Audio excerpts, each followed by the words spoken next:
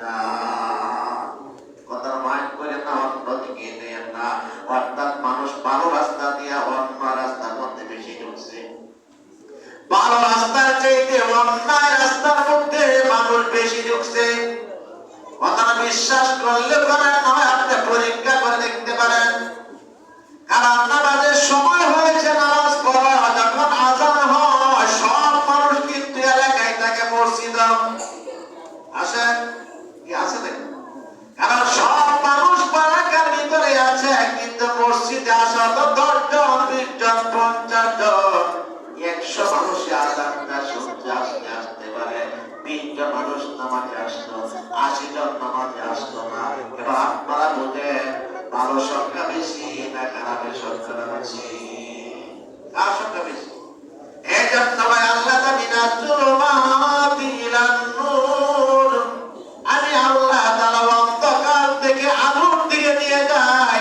তোমরা মনে মনে অন্তরে অন্তরে প্রকাশ্য গোপনে আমি আল্লাহরে ভয় করো, আল্লাহকে ডাকো, বেশি বেশি করে জিকির করো।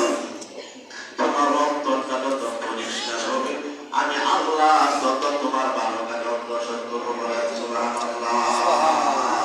এই জন্য ভাই আমরা ভালো ভালো কাজ করতে রাজি আছি, ইনশাআল্লাহ। ভালো কাজ করবেন, আল্লাহর জিকির করবেন, হক কথাগুলো সব সময় বলবেন, এটা আল্লাহর জিকির। কোরআন তেলাওয়াত করবেন, এটা আল্লাহর জিকির। নামাজ আদায় করবেন, এটা আল্লাহর জিকির। আপনি সৎ রাস্তায় চলবেন, এটা আল্লাহর জিকির। কারণ যদি আপনি অন্যায় কাজ করেন, আল্লাহরে বলার কোনো সাক্ষী আল্লাহ আমাদের দেখছে, এই কাজটা করা যাবে না। কারণ আল্লাহ আমাকে পাপ দিলে এই আগে আপনার জন্য জিকির হয়ে যাবে। কারণ আল্লাহর ভয় আপনি কাজটা করেন নাই।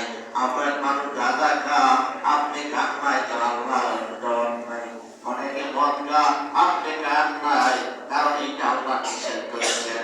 অনেকে হারাম খা, আপনি খান নাই, আল্লাহ নিষেধ করেছেন। আল্লাহর ভয়ে এগুলো যখন আপনি ছেড়ে দিয়েছেন, আল্লাহ তাআলা মিনাজ যুলুমাতি ইলান নূর, ওই বান্দাকে অন্ধকার থেকে আলোর দিকে নিয়ে যাচ্ছে। বলেন সুবহানাল্লাহ। আর যে পর্যন্ত বুঝবেন না, যে পর্যন্ত বুঝবেন আমার সব আমি করি, নামাজের সময় নামাজ পড়ি, রোজার সময় রোজা করি, হজ করার সময় হজ করি, নিজের দোকান তালাশ করি, হালালও কামাই হারামও কামাই, আমার বৈধ অবৈধ কিছু নাই। টাকা হলে হইছে, টাকা টাকা দরকার, টাকা হলে হইছে, এটা অবৈধ না, বৈধ না, অবৈধ আমার দরকার নাই। টাকা কিছু